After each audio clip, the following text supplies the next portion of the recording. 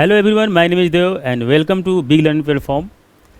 आज हम बात करेंगे भारत में कितने प्रकार के जो सेक्टर्स हैं, जो क्षेत्र कहा जाता है हिंदी में, उसके बारे में जानेंगे। और इन जितने भी सेक्टर्स हैं इनके क्या क्या योगदान है भारत की अर्थव्यवस्था में, और आज़ादी के बाद से लेकर अब तक इन सेक्टर्स में जो जो बदलाव आए हैं, इनका योगदान में जो जो बदलाव आए हैं, कहीं किसी क्षेत्र जो है उसमें कमी आई है, कहीं पे सेवा क्षेत्र में बढ़ोतरी आई है, तो उसके बारे में देखा जाएगा ग्राफ के आधार पे। उसके बाद हम देखेंगे कि जीडीपी क्या है, उसके बारे में समझेंगे। एक फंडामेंटल कॉन्सेप्ट के रूप में देखेंगे जीडीपी क्या है, कैसे फाइंड आउट करते हैं, जीडीपी की क्या डिफिनीसन है, विश्व में जीडीपी के आधार पे भारत के क्या स्थान है, अग्रणीय स्थान कौन है, पीपीपी के स्थान पे क्या स्थान है भारत का, जीएनपी क्या है, इन सारी चीज़ों के बारे में हम देखेंगे। राष्ट्रीय आय क्या है भारत की, इन सारी चीज़ों पे हम इस सेशन में बात करेंगे। इसके पहले आपको रिकॉल कराता चलूँ, पिछले सेशन में हमने पढ़ा था, आपने अगर वीडियो देखा होगा तो आप जानते होंगे, अगर आपने वीडियो नहीं देखा है तो आप जाके वीडियो देखें। हमने इसके पहले के सेक्शन जितने भी लेक्चर हुए हैं उसमें हमने पढ़ चुके हैं कि पंचवर्षीय योजनाओं के बारे में हमने देखा था। उससे भी पहले हमने देखा है कि योजना आयोग क्या था, पंचवर्षीय योजनाएं हमने पढ़े थे, नीति आयोग के बारे में हमने देखा था, कितने प्रकार के अर्थव्यवस्थाएँ हैं, भारत मिश्रित अर्थव्यवस्था क्यों है, क्या क्या इसके डिफिनीशंस हैं, और क्या मिश्रित अर्थव्यवस्था किसको कहा जाता है, उसके बारे में हम पढ़ चुके हैं। और तीसरी जब अर्थव्यवस्था जब शुरू हुई, माफ़ करिएगा, तीसरी पंचवर्षीय योजना जो शुरू हुई थी, तो उससे ही हरित क्रांति का जन्म होता है। हरित क्रांति क्या क्या प्रभाव पड़े, क्या फ़ायदे थे, हरित क्रांति हमने कैसे अडॉप्ट किया विश्व से, किन किन सारी चीज़ों हमने बारे में हमने पढ़ चुका है। देखिए, इसके बाद 1990 के बाद से जो भी भारत के अर्थव्यवस्था में बदलाव आए हैं, ये जो आपका सिलेबस जो रह रहा है, इसको हम लोग आने वाले जो भविष्य के लेक्चर होंगे उसमें हम लोग देखेंगे। इसके पहले ये जो बेसिक जो फंडामेंटल यूनिट है, ये तरह का जीडीपी, नेशनल इनकम, इसके बारे में जानना ज़रूरी है, क्योंकि जितने भी आगे के टॉपिक आएंगे पढ़ने के लिए, उसमें जीडीपी का कहीं ना कहीं आधार होगा। तो जब तक आप जीडीपी नहीं समझेंगे क्या होता है, तो आप कैसे जाने समझेंगे, आने वाले जो भी कॉन्सेप्ट्स होगा उसको क्लियर नहीं हो पाएगा आपका, इसलिए उसको जानना ज़रूरी है। तो हम बात करते हैं, आज से शुरू करते हैं। उसके पहले एक थोड़ा सा निष्कर्ष निकालते हैं, निष्कर्ष पे थोड़ा ध्यान देते हैं कि हरित क्रांति वगैरह जो भारत में आए थे, हमने पिछले लेक्चर में पढ़ा था, तो उससे क्या क्या प्रभाव पड़े। तो देखिए, जब हरित क्रांति भारत में आई थी, अडॉप्ट किया था भारत ने, तो कृषि के क्षेत्र में काफ़ी महत्वपूर्ण इसका प्रभाव दिखता है। भारत में जो है आत्मनिर्भरता वाकई में आ गई। भारत में जो भूखमरी थी, लोगों के पास खाने को नहीं थे, तो सरकार ने इन समस्याओं का निदान तो खोज लिया। हरित क्रांति आई, उत्पादन क्षमता बढ़ गया, भारत आत्मनिर्भर बन गया। लेकिन भारत में जो है बेरोजगारी जो थी, वो बेरोजगारी वैसी बनी ही रही। कुछ थोड़ा बहुत तो सुधार हुए, लेकिन अत्यधिक लोग तो कृषि में ही थे। और 1960 से 70 के दशक जो था, 70 तक आते आते भी कृषि के क्षेत्र में ही लोग लगे रहे। ऐसे कहा जाता है कि लगभग 70 के तक आते आते 1960 के दशक के आखिरी समय में, सबसे लास्ट में 1970 तक आते आते लगभग 65% जो लोग थे वो कृषि क्षेत्र से ही जुड़ रहे। तो मतलब कि पहले भी यही स्थिति थी, अभी भी वही स्थिति थी, थोड़ी बहुत सुधार हुए थे। तो ऐसा क्यों है, इसके बारे में हम देख लेते हैं। तो देखिए, हुआ क्या था कि भारत में जो है सरकार ने तो कृषि पे ध्यान दिया, साथ साथ उद्योग पर ध्यान दिया, लेकिन भारत के अंतर्गत उद्योग उस हिसाब से तरक्की नहीं कर पाए। उद्योग उतने अच्छे आधार पे नहीं स्टार्टअप हो पाया, देश के अंतर्गत ज़्यादा इंडस्ट्री नहीं लग पाए। तो जब इंडस्ट्री लग ही नहीं पाए तो रोज़गार आना कैसे हो पाएगा। तो इसलिए रोज़गार भारत में जो है अलग से सृजित नहीं हो पाया। अब जो लोग पहले से कृषि में थे वो कृषि में लगे रहे, है ना। इसको मैं थोड़े से एग्जाम्पल के साथ आपको बताने की कोशिश करता हूँ। देखिए, मान लीजिए ये कोई खेत का टुकड़ा है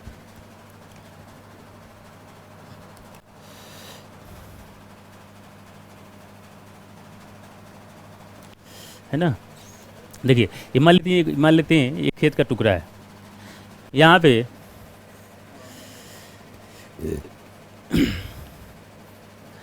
ये कोई व्यक्ति है, ये इस पे खेती करता है, ठीक है।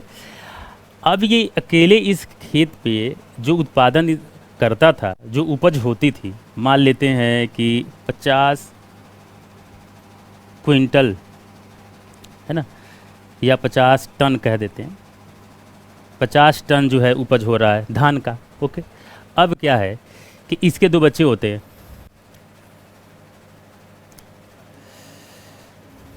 है ना, देखिए इसके दो बच्चे होते हैं। अब ये कितने हो गए 3। अब ये तीनों जो हो गए 1 2 3, तीनों ही इस पे जो है कृषि कर रहे हैं। अब जब तीनों कृषि कर रहे हैं तो खेत का क्षेत्र तो नहीं बढ़ गया ना, खेत का क्षेत्र तो नहीं बढ़ गया।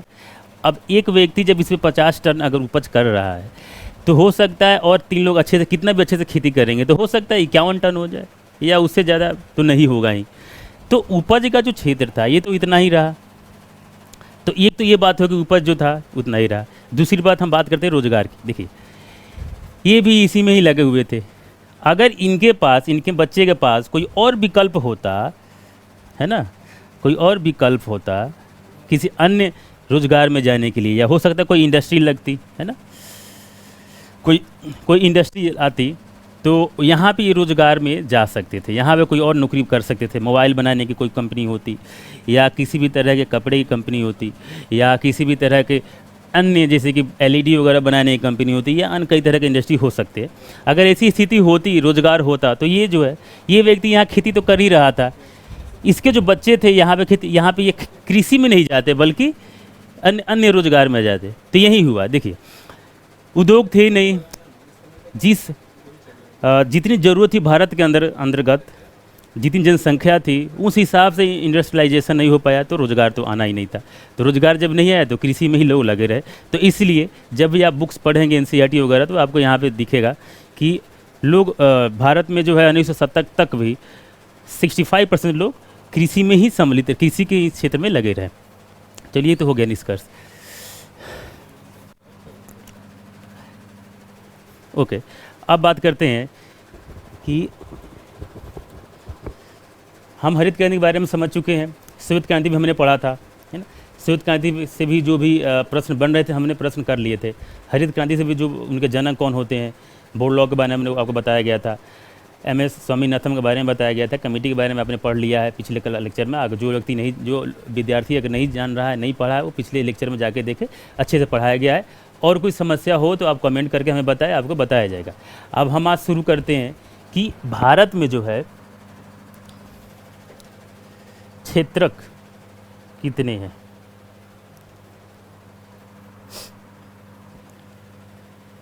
देखिए अर्थव्यवस्था के 3 विभिन्न क्षेत्रों को वर्गीकृत करते हैं। पहले अर्थ क्षेत्रक देख लेते हैं, क्या होता है क्षेत्रक। देखिए किसी भी राष्ट्र के अंतर्गत जो है कोई इंडस्ट्री है, वहाँ पे मोबाइल की मैन्युफैक्चरिंग हो रही है, कहीं पेन बन रहे हैं, कहीं पे LCD बन रहा है, कहीं LED बन रहा है, ठीक है, मैन्युफैक्चरिंग हो रही है। साथ ही साथ उस टीवी को एक जगह से दूसरे जगह तक ले जाने के लिए क्या यूज हो रहा है, ट्रांसपोर्ट का इस्तेमाल किया जा रहा है, ठीक है, ओके। उस टीवी पे जो कार्यक्रम आप देख रहे होंगे, है ना, कोई व्यक्ति कोई कार्यक्रम बना रहा है, कोई न्यूज़ रिपोर्टर जो है वो न्यूज़ पढ़ रही है आपके स्क्रीन के सामने, है ना। तो देखिए एक ही स्टोरी तो एक है, इसमें देखिए कई तरह के भूमिकाएं हैं, है ना। एक और एग्जांपल लीजिए। देखिए अभी आप क्या कर, अपने फ़ोन पे आप जो वीडियो देख रहे होंगे, उस फ़ोन को बनाने वाला कोई इंडस्ट्री होगा, सैमसंग का फ़ोन होगा, नोकिया का फ़ोन होगा, या माइक्रोमैक्स होगा, या अन्य कई तरह के फ़ोन होंगे आजकल मार्केट में आ चुका है। तो उसको क्या, कौन प्रोडक्ट उसका इंडस्ट्री के द्वारा बनाया जा रहा है उसको, तो उसको तो इंडस्ट्री ने फ़ोन बना दिया। उसके भी अंदर कई तरह के काम है, जैसे कि उसमें ट्रांजिस्टर जो लगेगा, उस पर स्क्रीन कहाँ से लगेगा, बैटरी अलग से लगता है, तो उसको भी कई अलग अलग जगह से मैन्युफैक्चरिंग की जाती है। फिर अलग अलग जगहों से उसके पार्ट्स आते हैं और एक जगह असेंबल होता है। ये तो चलो इसकी बात हो गई।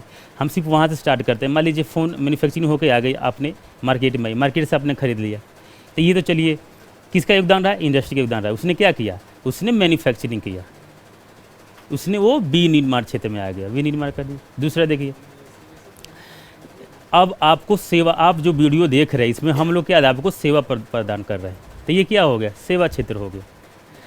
और अब मान लीजिए जैसे कि एक होता है कृषि क्षेत्र है ना, कृषि क्षेत्र में जैसे खेती कर रहे हैं, वहाँ जो उपज हो रहा है वो क्या हो गया, कृषि क्षेत्र हो गया। 3 तरह के क्षेत्र के बारे में बात की जाती है पूरे विश्व में। और इसको और अच्छे से हम समझेंगे, जब इसमें आगे पढ़ेंगे तो हम इसको और अच्छे से समझा जाएगा। देखिए, मुख्यतः जो है अर्थव्यवस्था में 3 प्रकार के क्षेत्रक होते हैं। इसको कहते हैं सेक्टर, इसको कहते हैं प्राइमरी सेक्टर, ये है आपका प्राइमरी सेक्टर,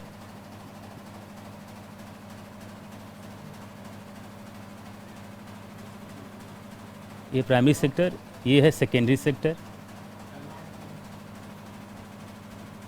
और ये है टर्शियरी सेक्टर,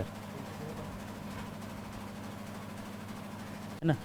3 प्रकार के सेक्टर होते हैं, है ना। देखिए, प्राइमरी सेक्टर में क्या होता है, द्वितीय सेक्टर क्या है, तृतीय सेक्टर क्या है, इसके बारे में हम देखेंगे। तो हम पहले शुरू करते हैं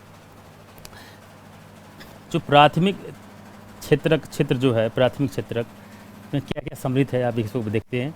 पहला है कृषि तथा समृद्धि क्रियाकलाप, मत्स्य पालन, वानिकी, खनन आदि आदि आदि, ये सब क्या है, ये कृषि के अंतर्गत आता है। जैसे कि कोई किसान है, वो खेत में जो है किसी भी तरह का उत्पादन करता है, धान का, गेहूं का, मक्के का, बाजरा का, अन्य चीज़ों का, वेजिटेबल्स के, कई तरह की सब्जियां उगाए जा रहे हैं।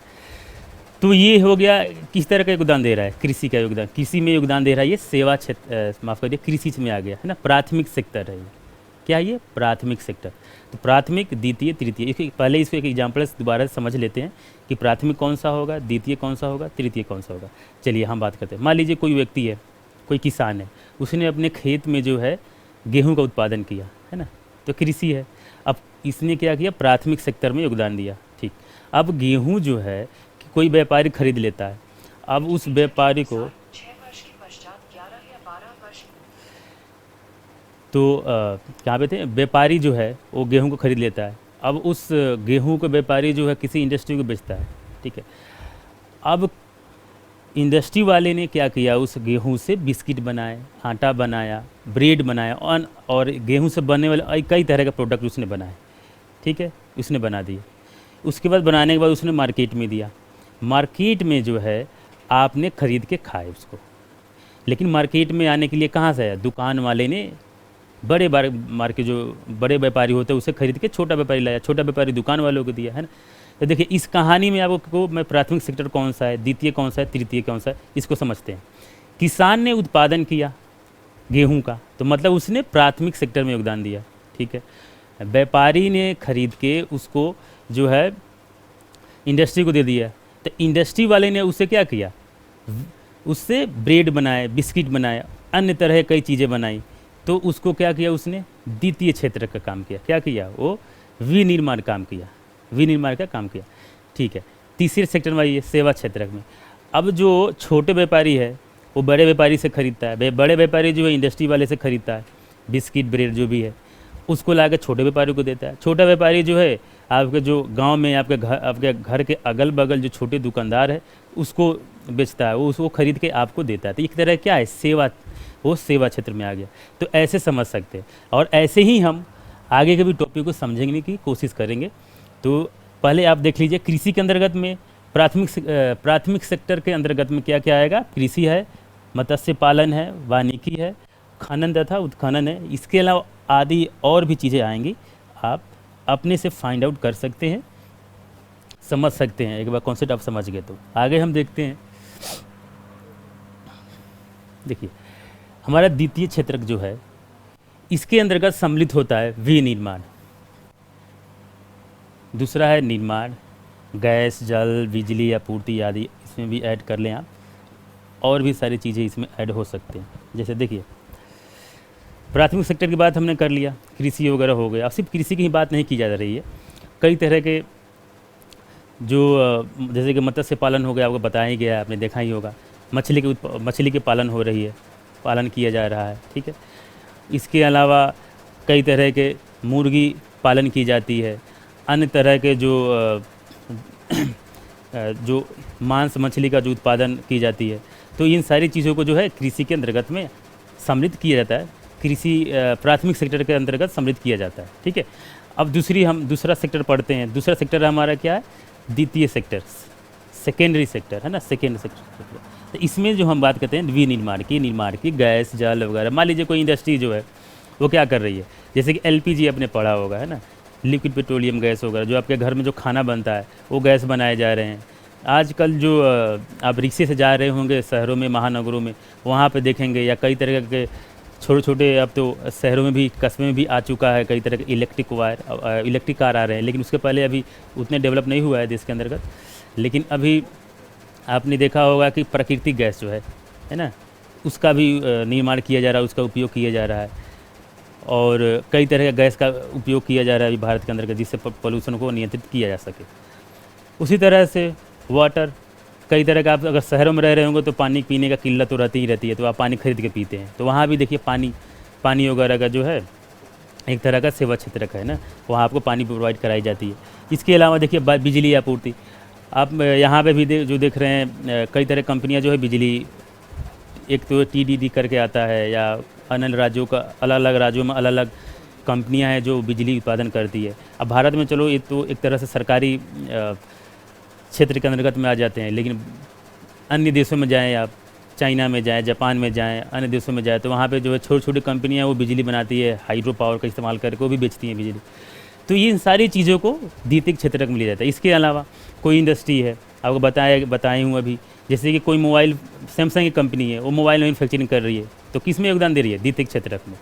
कोई टीवी बना रही है, LED लाइट बना रही है, जिस स्क्रीन पर आप पढ़ रहे हैं, कोई भी कंपनी कोई बना रही होगी, इसकी असेंबलिंग कर रही होगी, वो भी किस में योगदान दे रही है? द्वितीयक क्षेत्र में, है ना। तो इसको ऐसे समझे, जब एक बार आप समझ जाएंगे तो आप खुद ही सारी चीज़ों को अलग अलग आप डिवाइड कर पाएंगे और बांट पाएंगे कि कौन सा प्राइमरी सेक्टर में आएगा, कौन सा सेकेंडरी सेक्टर में आएगा, है ना। तो ये तो हो गया द्वितीय श्रेणी का। देखिए तीसरा आप देखते हैं तृतीयक क्षेत्र के बारे में, देखते हैं कि इसके अंतर्गत क्या क्या आता है। देखिए तृतीयक क्षेत्र को कह सकते हैं कि सेवा क्षेत्र होता है, सेवा सेक्टर होता है ना। इसमें एक तरह की सेवा जुड़ी होती है। जैसे कि मैं आपको पढ़ा रहा हूँ, आप लेक्चर देख रहे होंगे, तो ये किस में आएगा? तृतीय सेक्टर में आएगा, है ना, थर्ड सेक्टर में आएगा। ये सेवा क्षेत्र है। आपके यहाँ अगर अन्य भी कोई सारी चीज़ें हैं पे देख सकते हैं, जैसे कि आप टीवी देख रहे होंगे, वहाँ पे न्यूज़ रिपोर्टर अगर न्यूज़ पढ़ रही है तो टीवी सेक्टर है, तो सेवा क्षेत्र है। आप ट्रेन से एक जगह से दूसरी जगह जा रहे हैं, वो भी सेवा क्षेत्र है। बस से एक जगह से दूसरी जगह जा रहे हैं, वो भी सेवा क्षेत्र है, इत्यादि। और भी कई तरह के एग्जाम्पल्स आप समझ सकते हैं, पढ़ सकते हैं। और इसमें हम देखते हैं क्या कि हमने लिखा है, देखिए व्यापार, होटल वगैरह, जलपान गृह वगैरह हो गया, परिवहन, संग्रहण, संचार, वित्तीय सेवाएं जैसे बैंकिंग, बीमा आदि, संपदा तथा व्यावसायिक सेवाएं, लोक प्रशासन, अन्य सेवाएं में देखिए आपके देश में, आपके गांव में कई तरह ग्राम पंचायत लोग बनते हैं, तो वो भी सेवा देते हैं, वो भी इसके अंतर्गत आएंगे। लोक प्रशासन से संबंधित लोग, जो पुलिस हैं, आपके यहाँ जो दरोगा है, कई तरह के जो क्राइम से संबंधित समस्याओं के बारे में वो देखते हैं। कोई कहीं पे दंगा फसाद होता है, उससे भी लोग, जो पुलिस डिपार्टमेंट से लोग हैं, तो भी सेवा क्षेत्र के अंतर्गत आते हैं। तो इन सारी चीज़ों को सेवा क्षेत्र के अंतर्गत में जोड़ा जाता है, समझा जाता है, बांटा जाता है ना। तो आप समझ चुके हैं प्रथम सेक्टर क्या है, प्राइमरी सेक्टर, सेकेंडरी और टर्शियरी सेक्टर। तो हमने 3 तरह के सेक्टर पढ़ लिया। एक बार दोबारा से इसको हम बता देते हैं। देखिए प्रथम सेक्टर में, प्रथम है कृषि, समझ सोचिए सीधे कृषि, सबसे कृषि सेक्टर अगर समझ रहे हैं तो समझिए प्रथम सेक्टर है ये, है ना। तो इसमें जो है प्रथम क्षेत्र में कृषि है, मत्स्य पालन है और कई तरह के उत्पादन है, मांस मछली का उत्पादन वगैरह जो होता है, तो ये किस में आ जाएगा? प्रथम सेक्टर में आ जाएगा, प्रथम क्षेत्र में आ जाएगा। द्वितीय क्या है, किस में आ जाएगा? द्वितीय का आ जाएगा विनिर्माण जो एरिया है, जहाँ पे इंडस्ट्रियलाइजेशन की बात की जाएगी, उस वहाँ पे जहाँ पे इंडस्ट्री होगा, मैन्युफैक्चरिंग करेगा, फ़ोन बनाएगा, कैमरे बनाएंगे, अन्य भी तरह के कई तरह के इक्विपमेंट बनाया जाएगा, और भी सारी चीज़ों का जो विनिर्माण कर रहा है वो किस में आ जाएगा? वो हो जाएगा द्वितीय क्षेत्रक में। और तृतीय क्षेत्रक में कौन आ जाएगा? जिसमें सेवाएं संबंधित है। तृतीय क्षेत्र को सेवाएं क्षेत्रक भी कहा जाता है। यहाँ तक हम समझ चुके हैं। अब देखिए पंचवर्षीय योजनाएं जब लागू कर दी गई 1951 से भारत में, तो उसमें सारी सेक्टरों में योगदान रहा, इसमें ग्रोथ हुआ, और फिर हरित क्रांति आती है, इससे भी प्रभाव रहा देश के अंतर्गत। हम देखते हैं कि भारत के अंदर कृषि क्षेत्र शुरू से ही ज़्यादा, कृषि क्षेत्र का योगदान क्या रहा शुरू में? पहले तो सबसे ज़्यादा था, फिर इसमें बदलाव आए, कम हुए, फिर सेवा क्षेत्र अधिक बढ़ने लगा। इसको हम ग्राफ से समझते हैं कि कैसे इसमें बदलाव आते रहे हैं आज़ादी के बाद से ही और अभी तक। इसको तो हम बाद में देखेंगे। देखिए भारत के सकल घरेलू उत्पाद के, हम जीडीपी के आधार पे देखेंगे कि जीडीपी में भारत, जीडीपी में तीनों क्षेत्र का क्या क्या योगदान रहा, भारत के जीडीपी में तीनों क्षेत्र का क्या क्या योगदान रहा है। देखिए, पहला 1950-51 में जो है कृषि का योगदान था वो 59% था। ठीक है, सॉरी,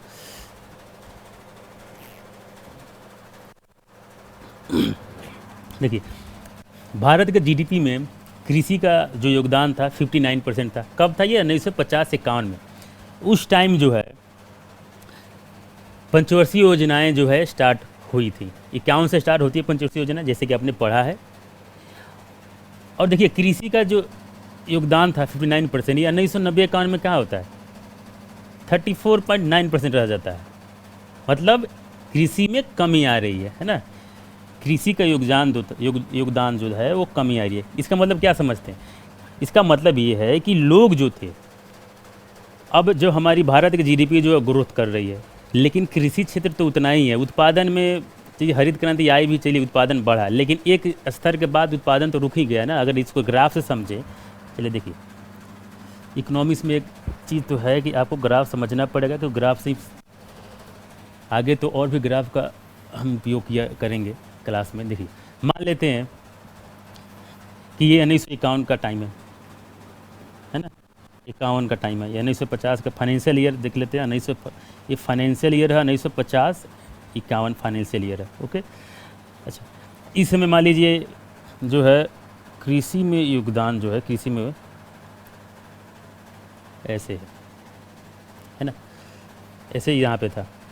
अब देखिए अब यहाँ पे जो है 1990-91 में आ जाइए, 1990-91 में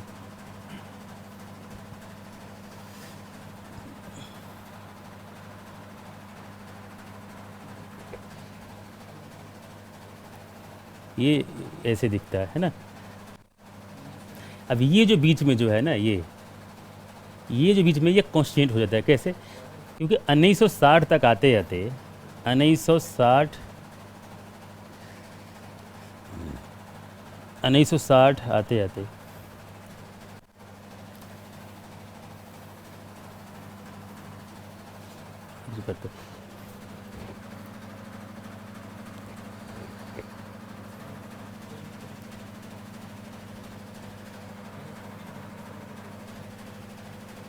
देखिए हम बात करते हैं,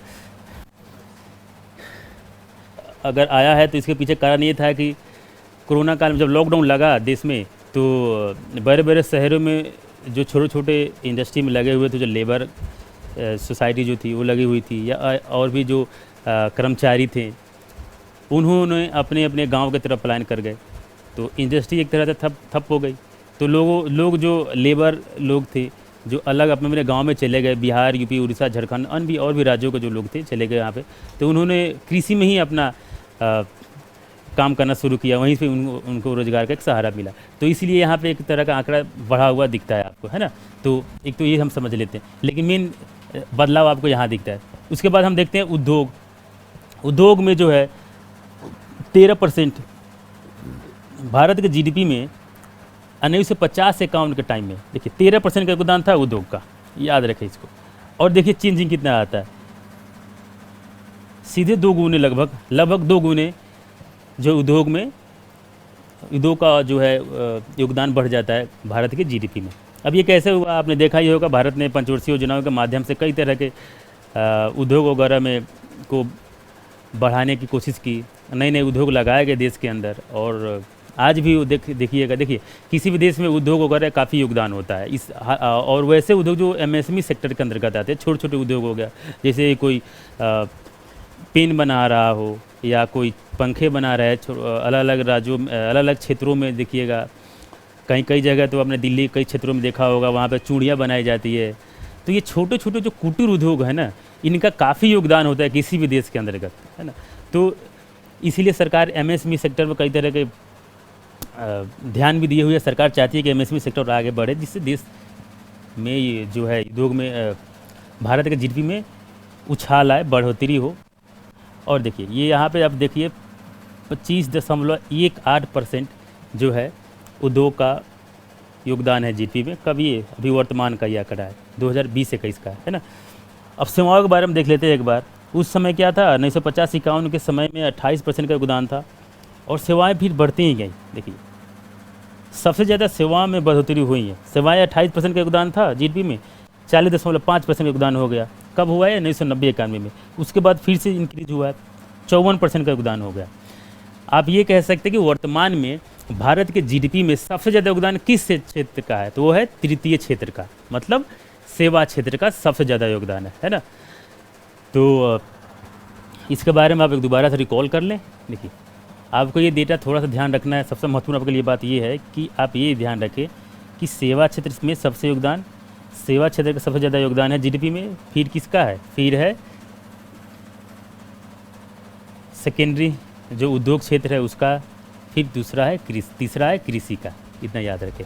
और वैसे भी भारत में जो है, अभी आप देखेंगे जब जीडीपी पढ़ाऊँगा आपको तो बताएंगे कि जीडीपी जो है, भारत की जीडीपी क्या कितनी थी, मतलब कितना है वर्तमान में, भारत की जीडीपी कैसे निकालते हैं, अभी देखते हैं इस सारी चीज़ों को। इसीलिए अब जीडीपी पढ़ना इसलिए ज़रूरी है कि देखिए अब हम ये इस आंकड़ों को समझने की कोशिश कर रहे हैं। जब आपको मालूम ही नहीं रहा है कि जीडीपी क्या है, जब आपको मालूम नहीं है कि जीडीपी क्या है, तो आप कैसे अंदाज़ा लगाएं कि ये क्या है। इसको बस इतना ध्यान रखिए कि किसी भी देश के अंतर्गत जो है एक साल के अंदर में जो चीज़ें निकाली जाती है, ये बताया जाएगा आपको, उसको समझने की कोशिश करेंगे। चलिए आगे हम देखते हैं कि ये राष्ट्रीय आय उत्पाद के अंदर हम पढ़ते हैं क्या क्या पढ़ना है। देखिए इसके अंदर हम मेनली पढ़ेंगे कि जीडीपी क्या है।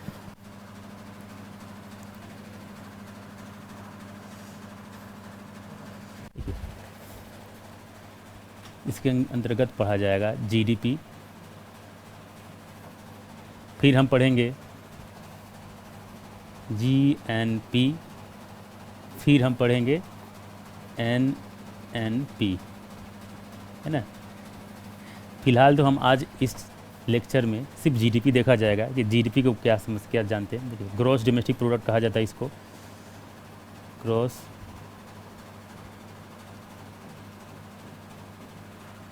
प्रोडक्ट, इसको कहते हैं gross net product, gross national product,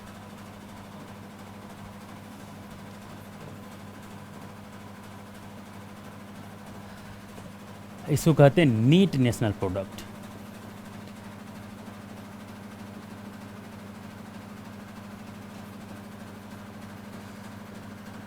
है ना। इसको कहते हैं सकल घरेलू उत्पाद, हिंदी में आप देख लें इसको सकल। नेक्स्ट पेज बताता हूँ आपको इसको। देखिए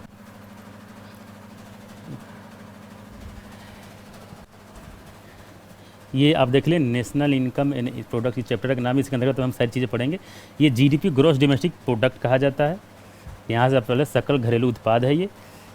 और इसके बारे में आपको बता दूँ कि जीडीपी क्या है। पहले आप इसके डिफिनीसन देख लेते हैं, है ना। ये किसी भी राष्ट्र के घरेलू सीमा के अंतर्गत, है ना। अलग अलग शब्दों के अलग अलग डिफिनीसन है, उसको भी बताया जाएगा। पहले डिफिनीसन आप समझें, और यहाँ पे लिखा भी हुआ है, आप इसको पढ़ें। किसी भी राष्ट्र के घरेलू सीमा के अंतर्गत किसी एक वर्ष के भीतर किसी भी प्रोडक्ट के मार्केट में आखिरी मूल्य के समग्र योग को, सभी योग को ही जीडीपी कहा जाता है। समझ गए? समग्र योग, कुल योग को जीडीपी कहा जाता है। देखिए डिफिनीशन तो ऐसा है कि आपको समझे नहीं होंगे, इसको समझाया जाएगा। देखिए क्या है जीडीपी, हम इसको यहाँ से समझने की कोशिश करते हैं,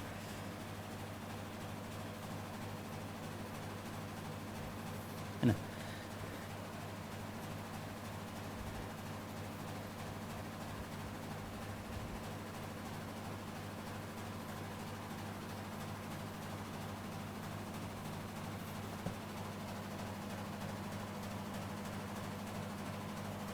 सकल घरेलू उत्पाद, ग्रॉस डोमेस्टिक प्रोडक्ट, है ना।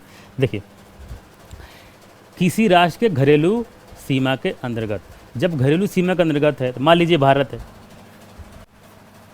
मान लीजिए हम भारत देश की बात करते हैं ना, तो ये कोई भी राष्ट्र है, भारत के बारे में मान लेते हैं, ये इंडिया है।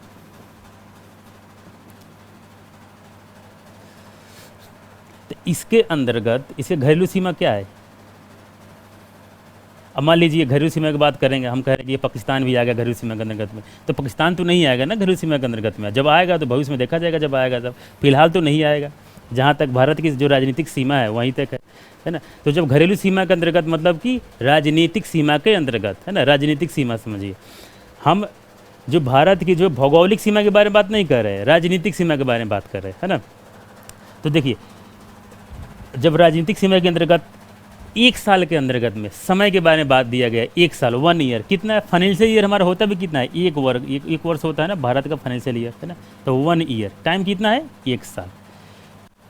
इसके अंतर्गत जो है किसी भी सेवा हो, किसी भी तरह का उत्पाद हो, उत्पाद सेवा इकोनॉमिक्स में एक तरह से समझा जाता है, लेकिन आप सेवा समझे या आखिरी सेवा, जो सेवा है या उत्पाद है उसके आखिरी मूल्य, जो अंतिम मूल्य है ना। अब मान लीजिए कोई फ़ोन है, अब वो बड़े डिस्ट्रीब्यूटर के पास गया, वो जितने का है वहाँ भी आप जो ऐड कर लें, उसके बाद जो छोटा डिस्ट्रीब्यूटर आया, फिर दुकानदार वाले के पास अलग अलग प्राइस है ना। अब सबको तो ऐड करेंगे नहीं, इसको अभी समझाऊंगा कि कैसे क्यों नहीं ऐड करेंगे। तो आखिरी देखिए कितनी कितनी बात है, इसको मैं लिख देता हूँ। एक तो क्या है, समय की बात की जा रही है ना, एक तो समय की बात की जा रही है, 1 वर्ष। दूसरी क्या बात की जा रही है, राजनीतिक सीमा।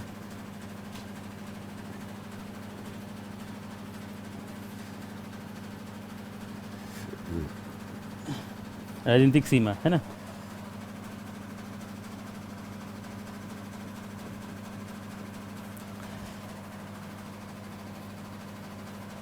तीसरी क्या बात की जा रही है, अंतिम मूल्य।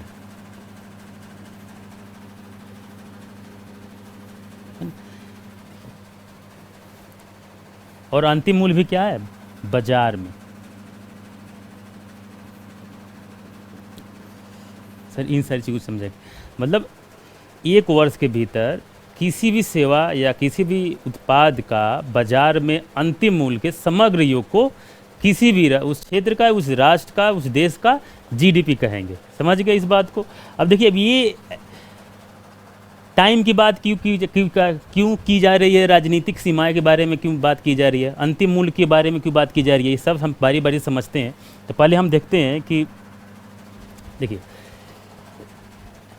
जब समय की बात की जा रही है ना, तो कोई भी देश जो है वो आप अपना एक फाइनेंशियल ईयर बनाता है। क्यों? क्योंकि उसको देखना होता है कि हम अर्थव्यवस्था, भारत जो अपनी देश की अर्थव्यवस्था है उसमें जो बदलाव आ रहे हैं, नकारात्मक आ रहा है, ऋणात्मक आ रहा है। अब मान लीजिए किसी देश का अपना आर्थिक अर्थव्यवस्था अपना समझने के लिए उसके पास टाइम पीरियड कोई उसने नियम बनाया ही नहीं है ना। तो कैसे समझेगा कि हम पिछले साल क्या ग्रोथ थी हमारी, इस साल क्या ग्रोथ है और आगे का लक्ष्य क्या रखा जाए, वो भी कैसे फाइंड आउट नहीं कर पाएगा ना। आप ही अपने पे आप सोच सकते हैं। मान लीजिए आप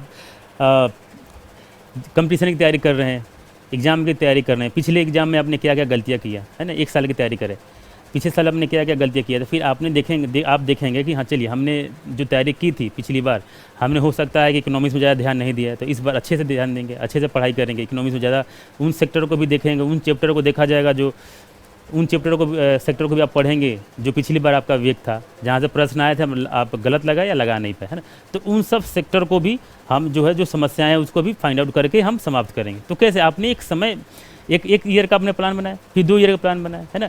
सरकार भी तो ऐसे ही चलती है ना। कोई भी राष्ट्र जो है अपने अर्थव्यवस्था को चेक करने के लिए, अपनी अर्थव्यवस्था को समझने के लिए वो एक फाइनेंशियल ईयर तय करती है कि हम 1 साल में ये काम करेंगे। जैसे कि अपने आप बजट देखते होंगे, उसके बारे में हम लोग पढ़ेंगे कि बजट कैसे निकाला जाता है, संविधान से संबंधित क्या है, ये सारी चीज़ जाना जाएगा। आर्थिक समीक्षाएं आती है, तो ये 1 साल का फाइनेंशियल ईयर के बारे में तो बताया था, एक विवरण होता है बजट वगैरह में, है ना। तो इसलिए टाइम जो है ये एक टाइम के बारे में बात की जाती है, किस में, जीडीपी में, जो भारत में जो है 1 ईयर कहा जाता है ना। 1 ईयर का फाइनेंशियल ईयर होता है, लगभग सारे देश का जो 1 ईयर का ही होता है ना। दूसरी बात क्या की जा रही है, राजनीतिक सीमा। राजनीतिक सीमा के बारे में बात की जाए, है ना। तो राजनीतिक सीमा के बारे में बात क्यों की जा रही है, देखिए मान लीजिए कि कोई भी, मान लीजिए श्याम है ना, कोई व्यक्ति है ना, कोई व्यक्ति है, मान लीजिए ये श्याम है, कोई व्यक्ति है, ये जाता है, ये अमेरिका जाता है, यूएस इंजीनियर है ये, और ये यूएस से जाता है ना, अमेरिका जाता है। यहाँ पे जो है इसने 50,000 या मान लीजिए 50 रुपये हम मान लेते हैं। भारत की, ये इंडिया है, यहाँ समझना आप कोशिश करें दोबारा से, ये इंडिया है, हमारा देश प्यारा भारत है। यहाँ पे जो है भारत की जो है जीडीपी कितनी है, भारत की जीडीपी मान लेता हूँ कि 100 रुपये है ना। एक साल में भारत की जीडीपी कितनी है, 100 रुपये, ठीक।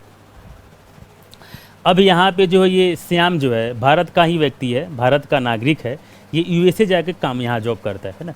तो यहाँ पे जो काम करता है, तो अब यहाँ से ये 50 रुपये यहाँ पे जॉब, ये 50 रुपये इसको अपनी कमाई का मिलता है। अब यहाँ पे जो भेजेगा यहाँ इसके पास, भारत में भेजना ही भेजना है, तो इसको इसमें ऐड नहीं करेंगे। इसीलिए देखिए, इसीलिए राजनीतिक सीमा के बारे में बात की जाती है जीडीपी में। ये यहाँ से इसमें भारत की जीडीपी कितनी हो जाएगी, अभी यहाँ से भेजेगा तो वो तो भारत में मान लीजिए 100 रुपये जीडीपी थी, 50 बहुत जोड़ देंगे, कितना हो जाएगा, 150 रुपये हो जाएगा। लेकिन ये जीडीपी नहीं है ना। अब ये क्या है, ये जीडीपी में आएगा, ग्रॉस नेशनल प्रोडक्ट में आएगा, ये इसको ऐड किया जाता है, तो इसको बाद में पढ़ेंगे, है ना। तो अभी जीडीपी को हम समझ रहे हैं, तो ये इसमें जो है इसको जीडीपी नहीं कहेंगे। जीडीपी कितना है भारत का, भारत का जीडीपी कितना है, 100 रुपया ही है, क्योंकि इसमें जो यूएसए से जो श्याम जो पैसे भेजेगा भारत में, इसको रेमिटेंस कहा जाता है। तो आप ध्यान रखेंगे, समझ जाएंगे कि रेमिटेंस क्या होता है।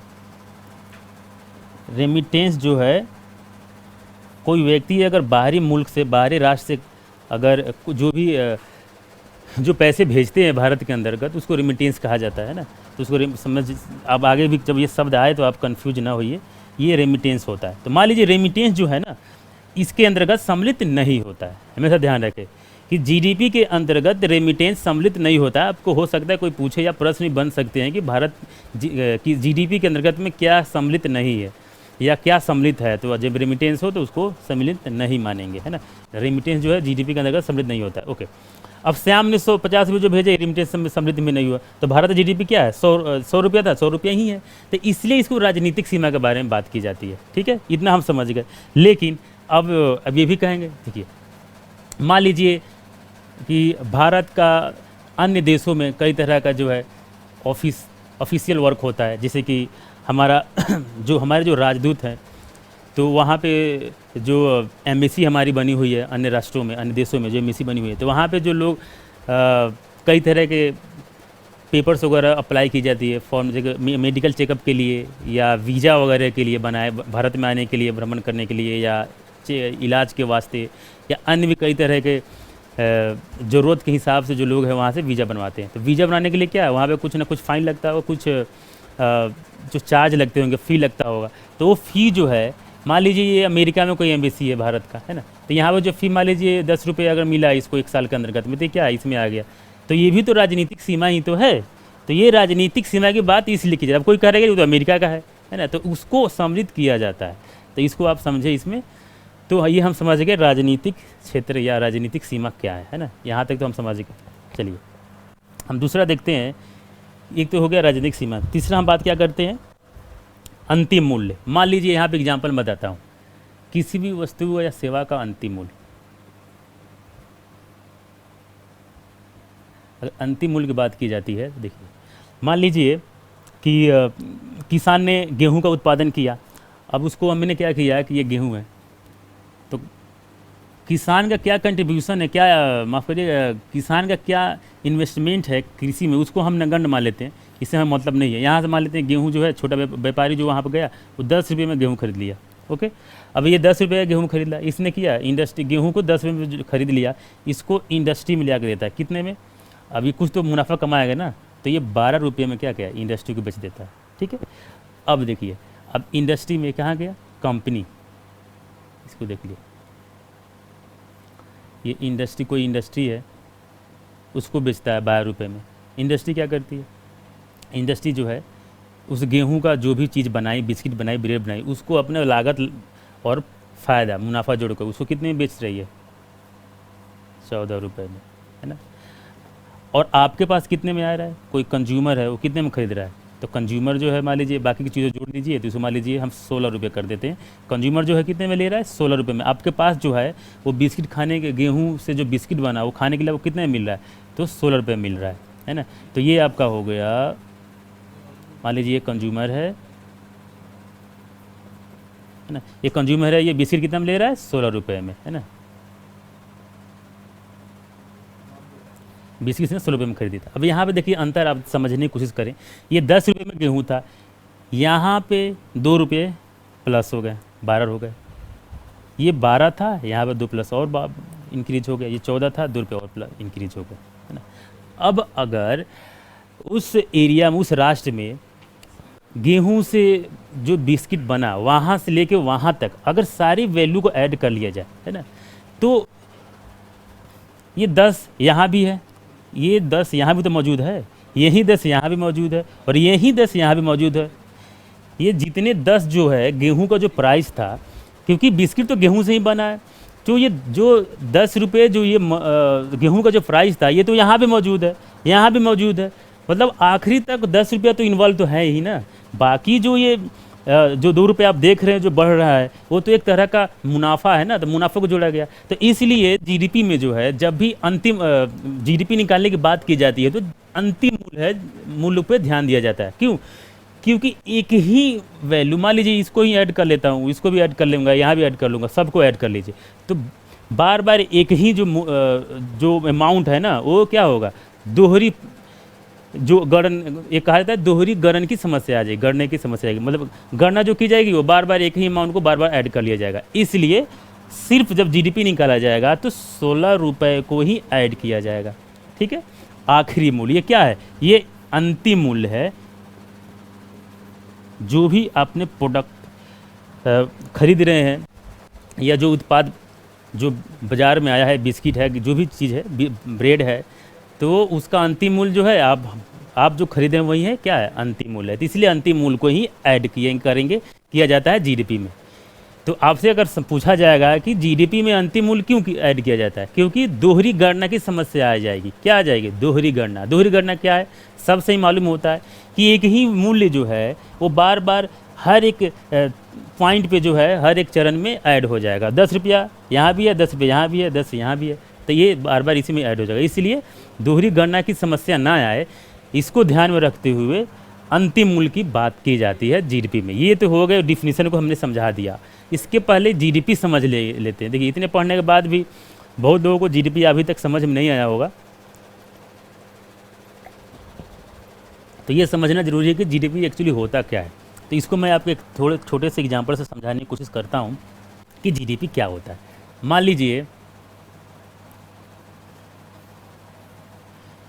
कोई व्यक्ति है ना,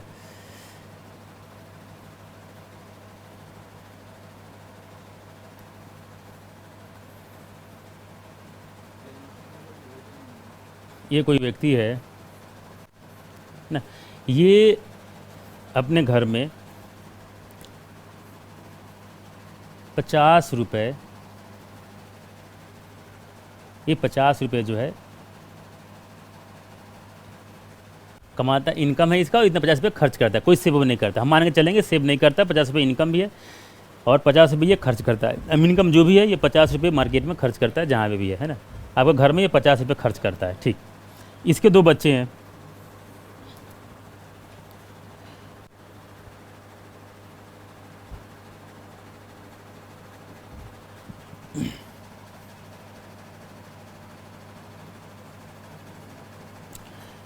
ये 10 रुपये खर्च करता है, ये 10 रुपये खर्च करता है ना।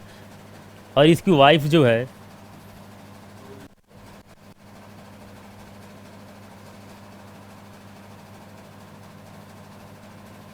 इसकी जो वाइफ है ये जो है, ये भी 50 रुपये जो है खर्च करती है घर में। तो अब ऐड करें, इस व्यक्ति का कितना है, 50 रुपये, इसकी वाइफ 50 रुपये, ओके। इसके बच्चे जो है 10 रुपये खर्च करते हैं, तो कितने हो गए, 10 रुपये और फिर 10 रुपये, है ना। तो इसको ऐड कर लिए, 50 50 100 रुपये हो गए, और ये 10 120 रुपये। तो अब क्या कहेंगे आप, इनके घर की जो जीडीपी है, इनके जो घर की जीडीपी है, इनके घर की जीडीपी जो है कितनी है, इनके घर की जीडीपी है 120 रुपये। समझ गए? मतलब अब इनके घर की जीडीपी 120 रुपये, क्योंकि इन्होंने ये आखिरी मूल्य ये खर्च किया। मतलब हमने ये फाइंड आउट करने की कोशिश करी कि जब वो जो आखिरी मूल्य था, कोई भी व्यक्ति कोई सामान ले रहा है, ब्रेड ले रहा है, तेल ले रहा है, साबुन ले रहा है, तो सब मिलकर खर्च कर रहे हैं ना, तो आखिरी मूल्य कितनी है, तो उसको ऐड करने के बाद जीडीपी हमने निकाल लिया, फाइंड आउट कर लिया। तो ये तो हो गया जीडीपी उस व्यक्ति के घर में। अगर इसको ही अगर स्प्रेड कर दिया जाए, इसको बड़े फॉर्म में आप समझे कि मान लीजिए भारत देश है, अब देश में कई तरह के भारत के अंतर्गत कई तरह के आदान प्रदान चीज़ों का खरीदना बेचना चल रहा है ना। कोई मार्केट है, कई करोड़ों अरबों रुपए का खर्च होता है डेली के तौर पे। तो उसको पूरे जो ट्रांजेक्शन्स हो रहे हैं देश के अंतर्गत में खरीदे बेचे जा रहे हैं, उस सारे भी प्रोडक्ट्स के जो आखिरी जो अंतिम मूल्य है उस सबको समग्र योग कर देते हैं, सबको जोड़ देते हैं, है ना। जब जोड़ने के बाद जो अमाउंट आता है उसे कहते हैं सकल घरेलू उत्पाद। सकल मतलब क्या होता है? सकल मतलब होता है टोटल, पूरा, संपूर्ण, है ना। जितने भी हर सेक्टर में, वो कृषि का क्षेत्र हो या सेवा क्षेत्र हो या विनिर्माण क्षेत्र हो, सभी क्षेत्रों को टोटल जो भी खर्च हो रहे हैं उसको सरकार क्या करती है? उसको ऐड कर लेती है ना। अब उसको ही कहा जाता है क्या? जीडीपी कहा जाता है। समझ गए जीडीपी क्या होता है? आप समझ गए। डिफिनीशन को याद कर लें, आसान है। कैसे याद करेंगे आप इसको? याद कर लें, किसी भी राष्ट्र के अंतर्गत एक वर्ष के भीतर सेवा या कोई भी वस्तु के बाजार में आखिरी मूल्य के समग्र योग को जीडीपी कहते हैं। ऐसे आप याद कर लें और इसको समझ, मेरे ख्याल से आप समझ चुके हैं, ये उम्मीद है कि आप समझ चुके होंगे। अगर आपको ये चीज़ें समझ में नहीं होगी जीडीपी, तो आप कमेंट में बताएं, दोबारा से समझाया जाएगा, नहीं तो रिवर्स करके वीडियो को दोबारा देखें और समझें। अब देखिए, ये तो हमने जीडीपी निकालना सीखा, जीएनपी और नेशनल इनकम की बात करेंगे अगले लेक्चर में। अब जीडीपी निकालता कौन है? कौन सी ऑर्गेनाइजेशन है जो इसके लिए जिम्मेदार है ना। तो भारत के अंतर्गत जो है 2019 से पहले की बात की जाए तो सीएसओ जारी करती थी जीडीपी, है ना। सेंट्रल स्टैटिस्टिक्स ऑफिस होता था, तो सीएसओ जो है, और एक होता है एनएसएसओ। तो 2019 के बाद 2019 में ही सरकार ने एनएसओ और सीएसओ को एक साथ मर्ज कर दिया। तो अब जो है जीडीपी जीडीपी आंकड़ा कौन जारी करता है? तो एनएसएसओ कहेंगे, है ना। प्रश्न आ जाए कि जीडीपी का आंकड़ा निर्धारित करने के लिए कौन सा देश जिम्मेदार है, कौन सा बॉडी जिम्मेदार है? तो अब क्या कहेंगे? जीडीपी का आंकड़ा निर्धारित करने के लिए एनएसएसओ जिम्मेदार है ना। आते हैं दोबारा से।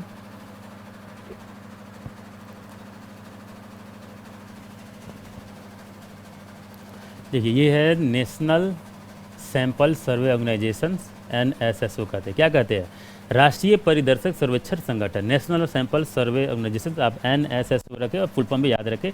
यही जिम्मेदार है, देश के सकल घरेलू उत्पाद की गणना करता है ये, है ना। इसको आप याद रखें, इम्पोर्टेंट काफ़ी है। यहाँ से प्रश्न बनते हैं और आ सकता है ना। इसको याद रखें। अब देखिए, भारत जो है पूरे विश्व में जीडीपी के मामले में कौन सा स्थान ग्रहण करता है? तो इसको अब बता दूँ, भारत जो है विश्व में 5वीं सबसे बड़ी अर्थव्यवस्था है। मतलब कि विश्व में जो है भारत का जो जीडीपी है वो 5वें नंबर पे है ना। इसके पहले कौन कौन से देश है? देखिए, इसके पहले मैं लिख देता हूँ यहाँ पे। जीडीपी के मामले में जो है सबसे पहले तो आप जानते ही होंगे यूएस से अमेरिका है ना, यूनाइटेड स्टेट्स ऑफ अमेरिका है। ये किस पे आता है? पहले स्थान पे आता है। दूसरे स्थान पर कौन सा आता है? दूसरे पे आता है चाइना। विश्व का सबसे ज़्यादा जनसंख्या कहाँ है? चाइना में, है ना। अब तीसरा स्थान पे कौन सा आता है? देखिए, तीसरे पे आता है जापान, है ना। जापान देखिए छोटा मुल्क दिखता है, पर इसकी जीडीपी सबसे लगभग तीसरे स्थान पे है। चौथा देखिए, चौथा पे आता है जर्मनी।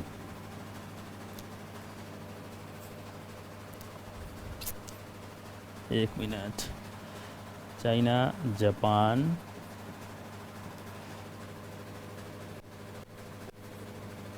जर्मनी, और 5वां पे आता है हमारा प्यारा भारत, इंडिया। 5वें पे आता है। और छठे पे देखिए, 6 नंबर पे आता है, अभी वर्तमान में तो यूके है ना। और 7 पे है क्या? फ्रांस है। लेकिन आपको मैं बताता चलूँ कि इंडिया, यूके और फ्रांस में कोई खास अंतर नहीं होता। पिछले 2-4-5 सालों में हमने देखा होगा कि फ्रांस और इंडिया, कभी फ्रांस का जीडीपी ज़्यादा हो जा रहा था, कभी इंडिया का जीडीपी ज़्यादा हो रहा था। अभी वर्तमान में देखिए यूके फ्रांस से भी आगे है। तो ये बहुत माइनर डिफरेंस होता है इसके बीच में। जैसे कि अगर आप देखे होंगे, भारत का इकलौता अगर देखा जाए, भारत का जो है जीडीपी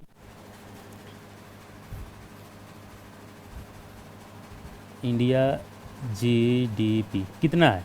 तो ये है 351 3.1 ट्रिलियन है ना, 3.1 ट्रिलियन इतना। इसका ये एडिट कर देंगे है ना, डेटा में डाउट हो रहा है थोड़ा।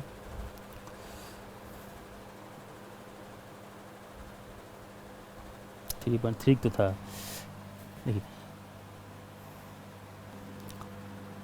भारत की जीडीपी जो है उसको 5 ट्रिलियन बिलियन बनाने का लक्ष्य है, भारत ने रखा है। 5 ट्रिलियन डॉलर का लक्ष्य बनाने का भारत ने जो है लक्ष्य रखा है। कब तक? 2030 तक। चलिए ये तो हो गया जीडीपी की बात।